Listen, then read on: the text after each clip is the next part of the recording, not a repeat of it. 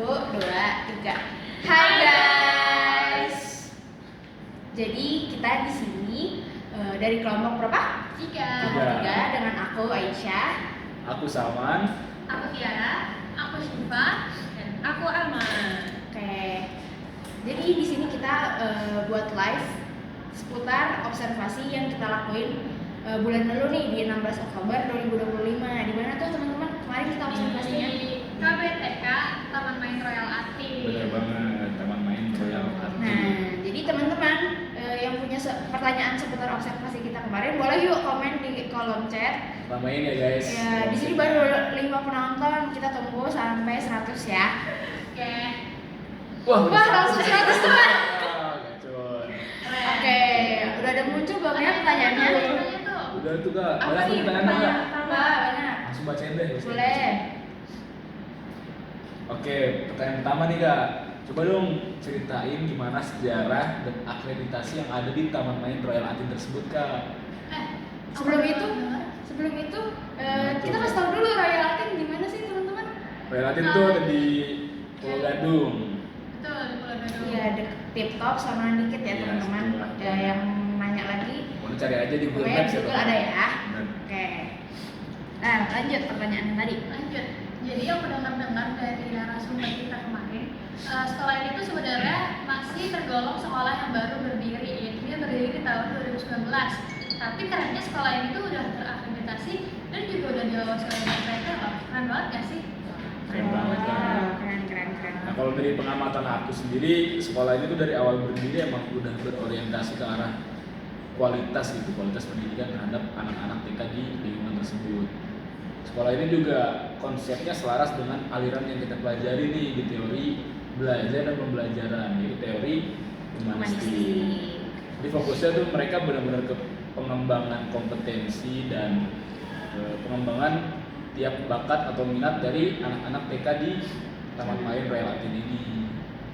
Nah, setuju banget, karena kan mereka dari awal manajemennya udah rapi ya, terus juga cocok nih sama teori humanistik yang menekankan lingkungan sekolah yang mendukung.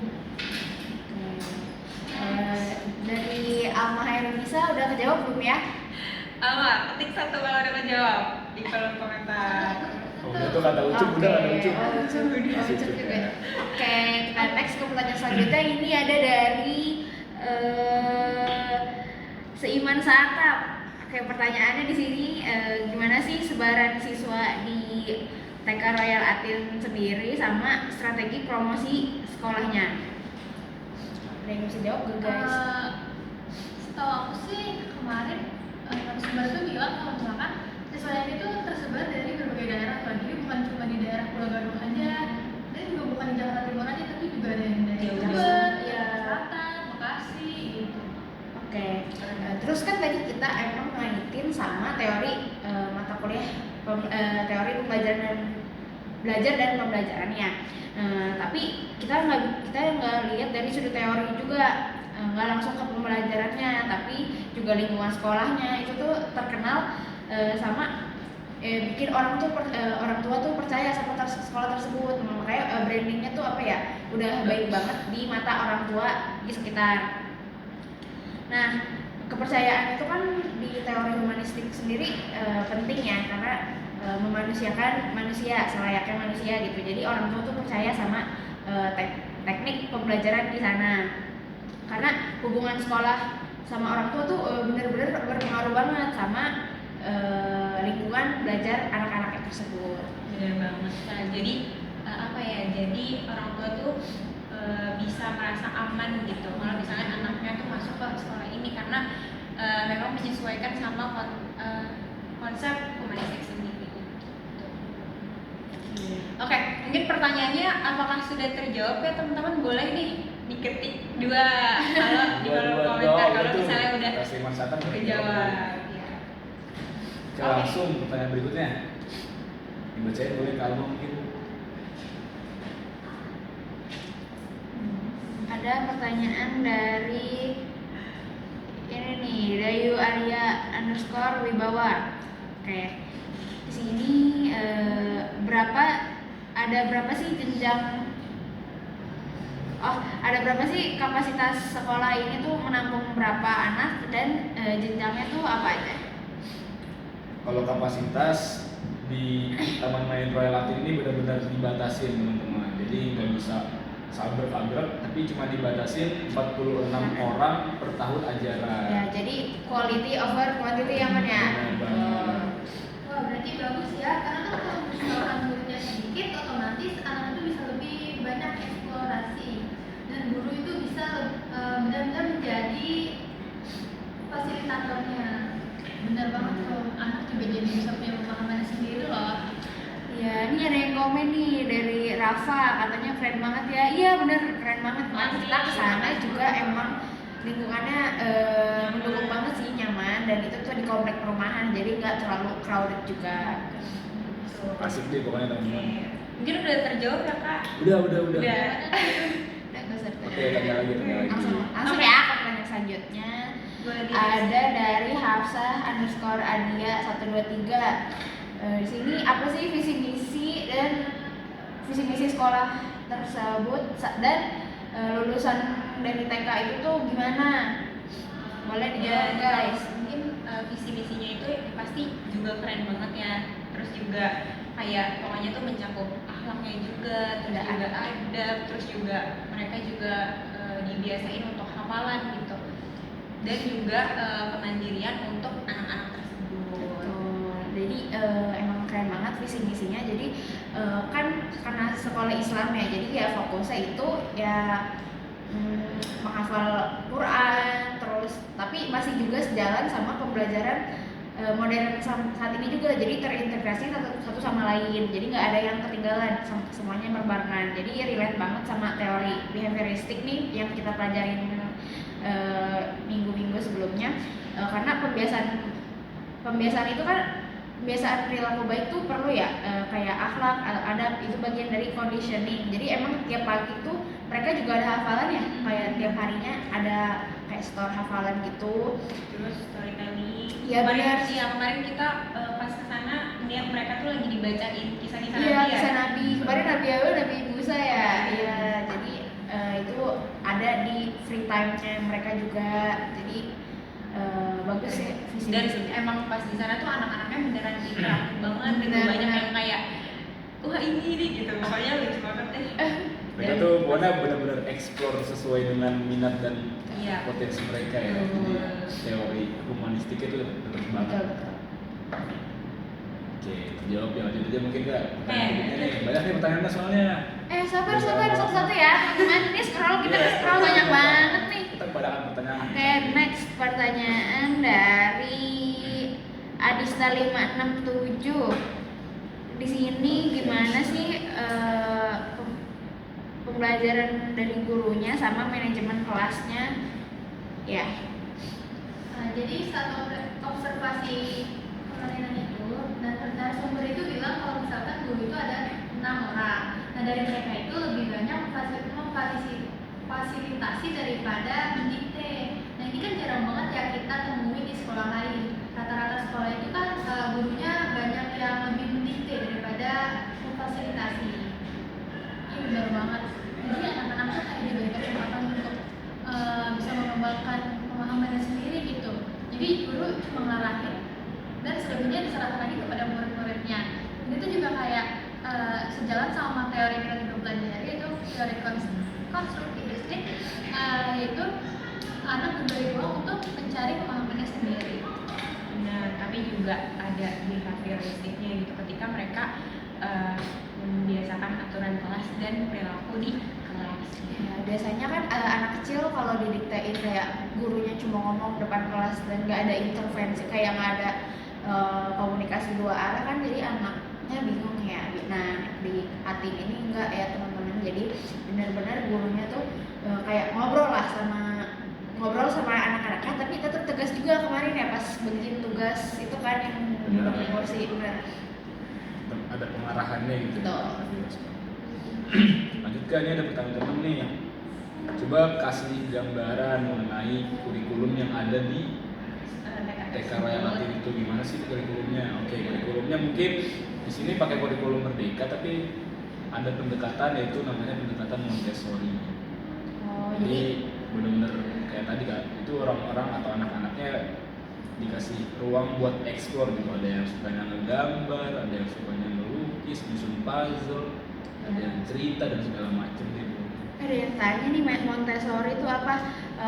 Kita clear Oke, teman. Jadi Montessori apa sih, Kak? Montessori itu adalah belajar lewat pengalaman. Jadi ya belajar kalau di otak kita kan kayak cuma textbook atau bikin buku lah atau nulis. Nah enggak ya teman-teman. Jadi Montessori itu namanya TK ya. Jadi belajarnya lewat pengalaman ya tadi yang kayak Salman bilang bisa apa? Bisa puzzle, bisa main. Terus ada mobil-mobilan juga pokoknya banyak mainannya juga di sana. Jadi anak-anak tuh nggak bosan juga. Jadi dapat pelajaran dari permainan tersebut, dari pengalaman-pengalaman yang mereka lakuin.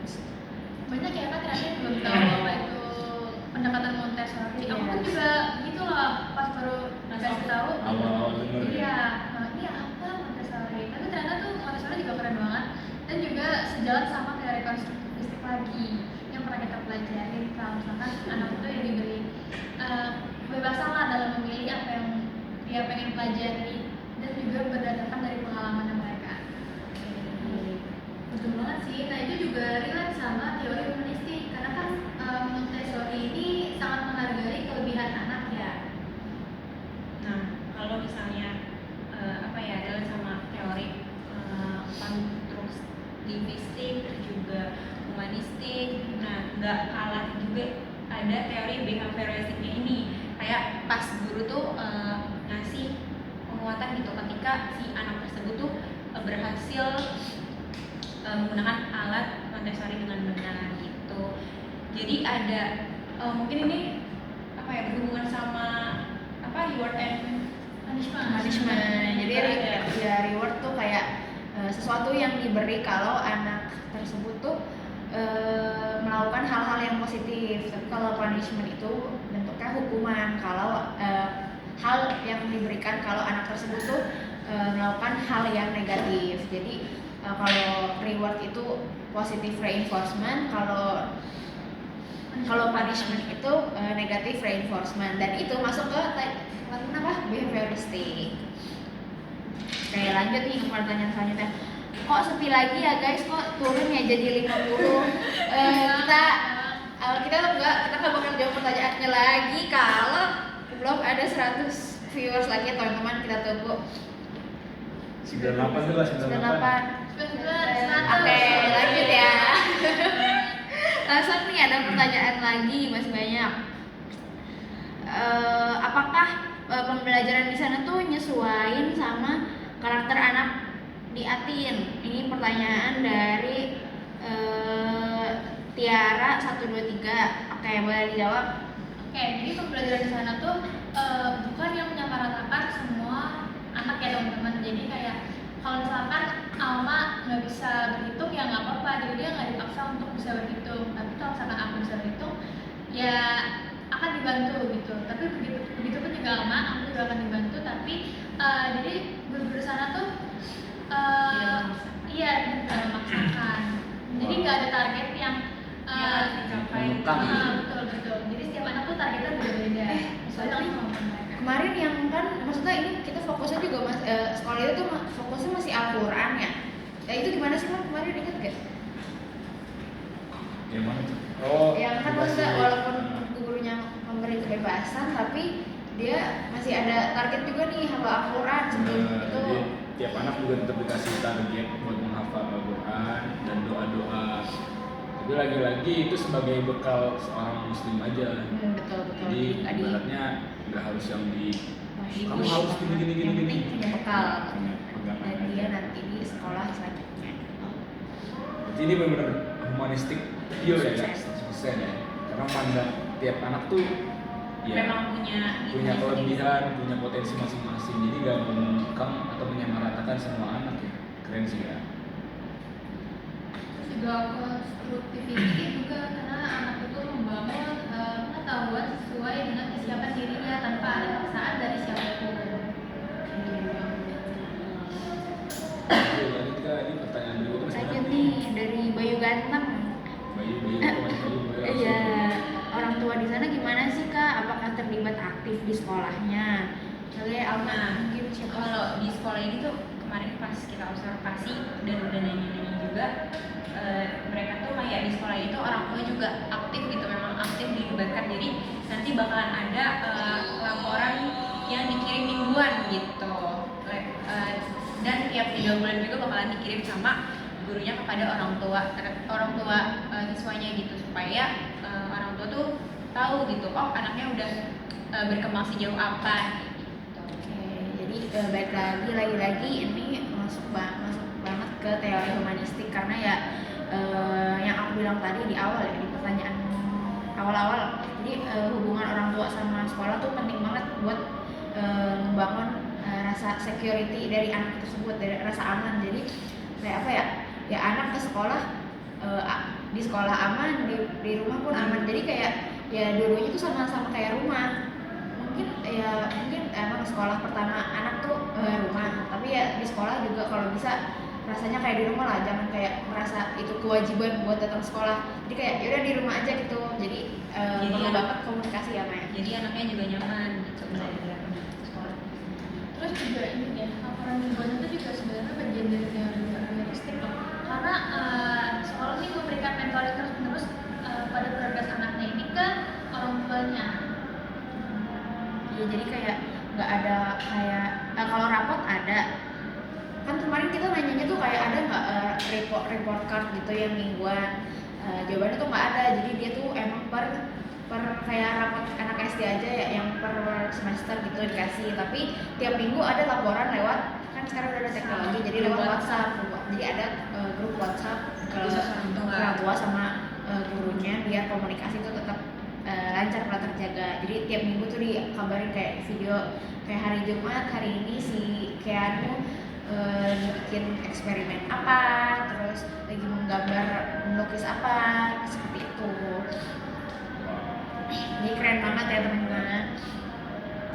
Oke lanjut nih, ada pertanyaan lagi dari Alfa Keren. Kan tadi kita sebut ada reward sama punishment. Nah itu gimana sistemnya? Nah, ini dijawab.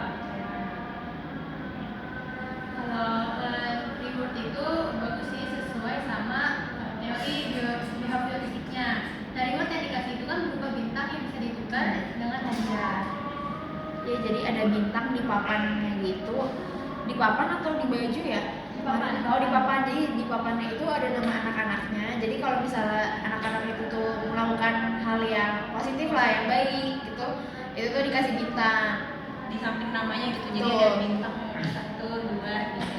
Jadi balapan ya, Iya. Jadi juga memberikan motivasi anak untuk berkembang. Nah kalau punishmentnya itu juga bukan dimarahin sih, tapi kayak berupa konsekuensi yang memang apa ya, logis untuk anak-anak. Iya, pengulangan. Jadi gurunya tuh mention kalau bukan kayak diomelin kayak coba diulang lagi sampai benar gitu. Iya, Jadi sampai- kalau anak tersebut melakukan hal misalnya melakukan sepatu sembarangan, terus sama gurunya tuh disuruh ngulang lagi, ya kan anak tersebut capek sendiri ya. Jadi pasti lama-lama dia akan melakukan hal yang benar ya Pak ya. Ya betul. Jadi belajar dari kesalahannya ya. Betul.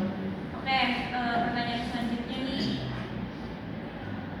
Dan berikutnya dari siapa nih? Dari Mas Ucu. Oke, Mas Ucu bilang, coba dong, karena itu TK Islam, gimana sih integrasi nilai-nilai Islam yang ada di sekolah tersebut? Nah, jadi yang kita kebetulan ya yang kita suka nih nilai-nilai Islam di TK Atin tuh apa ya, udah terimplikasi lah, udah masuk ke semua aktivitas. Jadi kayak sebelum aktivitas baca doa, terus hadis-hadis juga di apa ya, disebut lah di dalam kayak percakapan sehari-hari. Terus penyampaiannya juga halus, jadi kayak bukan sekedar ya udah hafalin ya ini enggak. Jadi emang kayak bareng-bareng dilantunkan gitu, mungkin ayat atau hadis seperti itu. Jadi mereka juga jelasin manfaatnya, bukan kayak sebuah kewajiban ya. Kayak tadi kalau misalnya hadis senyum ya, terus lagi hujan kayak gitu. Nah itu tuh misalnya tiap hujan tuh langsung di apa ya, ayo teman-teman kayak hadis hujan tuh apa ya, hujan tuh kan Doa doanya adalah hadis atau doa sih. Ya pokoknya Lupa kan? mengajarkan hal-hal itu ke dalam Islam itu lah. Sama kemarin kan kita juga sempat yang kisah-kisah Islam itu kan. Jadi, Tuh. anak-anak bisa belajar dari apa ya? Ya dari kisah-kisah Nabi tersebut gitu. Dan setiap kegiatan Islam yang mereka lakukan tuh juga kayak dikasih tahu alasannya kenapa mereka harus melakukan kayak gitu. Jadi anaknya juga bisa sekali membangun pemahamannya. Biasanya ya kalau sekarang nih kita umur gede tuh kadang ini nggak sih kadang tuh kita membaca aja ya, membaca ayat atau kayak baca doa, tapi itu kita nggak paham kan artinya apa. Nah kalau di TKAT ini sedini mungkin tuh kasih tahu artinya biar yaitu nilai-nilai yang ada di doa yang mereka baca sehari-harinya tuh ya Beneran diterapkan. Iya diterapkan. Tuh. Wow. Jadi intinya benar-benar melihat kalau tiap anak tuh dia harus punya pemahaman atas apa yang dia lakukan ya. Jadi nggak cuma ngikut-ngikut aja gitu.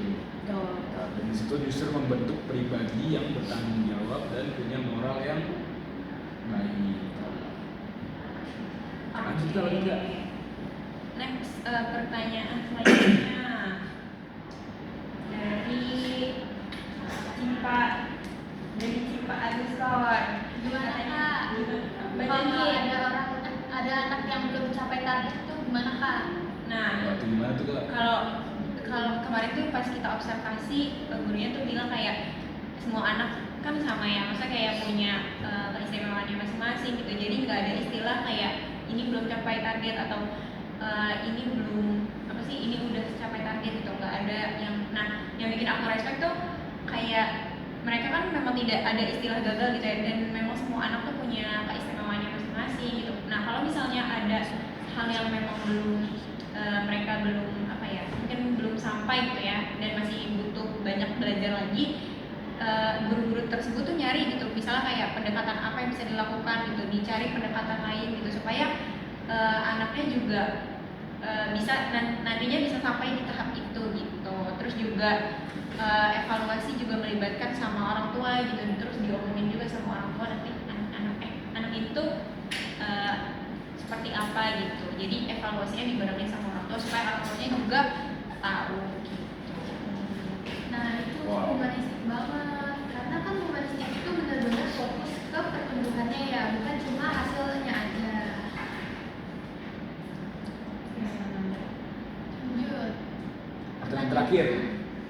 Kita batasin ya lama-lama karena kita habis ini mau kelas juga, jadi teman-teman yang masih punya pertanyaan langsung aja ditanyain, kita bakal pilih 1 atau 2 pertanyaan Karena lagi. dari tadi banyak banget ya. Iya, Ada udah dari nggak tuh 100 record belum, pertanyaan. record belum tadi live kita, kalau enggak parah banget kita dari tadi Dan kalau ada yang masih belum dapat kesempatan, kita di next episode. ya next live ya. Jadi enggak sih, tapi live ini bakal kita save di akun kita, jadi kalian bisa nonton kapan aja dan catat ya. Nah, Oke, udah ada nih pertanyaannya. Apa tuh? dari Almamet. Kalau belajar harian itu gimana sih Kak? Apakah kayak setiap hari itu belajar aja? Apa setiap hari Belajar agama aja. Gimana Kak? Kalau jadwalnya tuh dia awal-awal itu dimulai dengan Montessori Exploration ya. Jadi awal anak datang mungkin dia pengondisian dulu, mulai dari pisah sama orang tua, terus salam, terus duduk. Habis sudah pengondisian mereka langsung mulai kegiatan pertama. Jadi pertama tuh Montessori Exploration. Jadi mereka di situ mengeksplor, mencoba hal-hal yang mereka minati atau mereka suka. Tadi ada yang sukanya bercerita, ada yang sukanya menulis, ada yang suka gambar, macam-macam pokoknya deh. Nah, sambil itu ada juga integrasi nilai-nilai Islam, ada yang menghafal doa, menghafal ayat-ayat Al-Quran, sama dengan hadis-hadis singkat. Mau dibilang unik sih unik, tapi emang ini perlu jadi contoh sih buat sekolah-sekolah lain, karena benar-benar sekolah TKA ini nyatuin semua pembelajaran yang efektif lah di anak-anak sekarang. Jadi ya balik lagi dia relate banget sama teori konstruktivistik ya, seperti itu. Jadi banyak banget aktivitas-aktivitas yang bisa di-apply di kehidupan sehari-hari, dan bahkan ada itu gak sih, mereka tuh ada sikat giginya juga, ada wastafel Ya, saya banget ya. Iya, jadi ada sikat gigi, ada tempatnya masing-masing. Kemarin aku ketemu ada namanya Aisyah. Aisyah. Aisyah Z. Oh iya, Aisyah Z. Ya, jadi mereka tuh sikat gigi. Jadi kayak ya disiplin lah yang namanya habis snack time, terus ya sikat gigi supaya bersih biar bisa lanjut ke aktivitas selanjutnya. Dan mereka tuh emang bener-bener dari sikat gigi terus naro gelas yang pakai itu sikat giginya tuh kayak emang bener-bener mandiri banget gitu, sendiri terus ditaruh lagi sama dia gitu. Tapi kemarin itu kan kita datang ya dan mereka tuh lagi Lagi mau ikut lomba.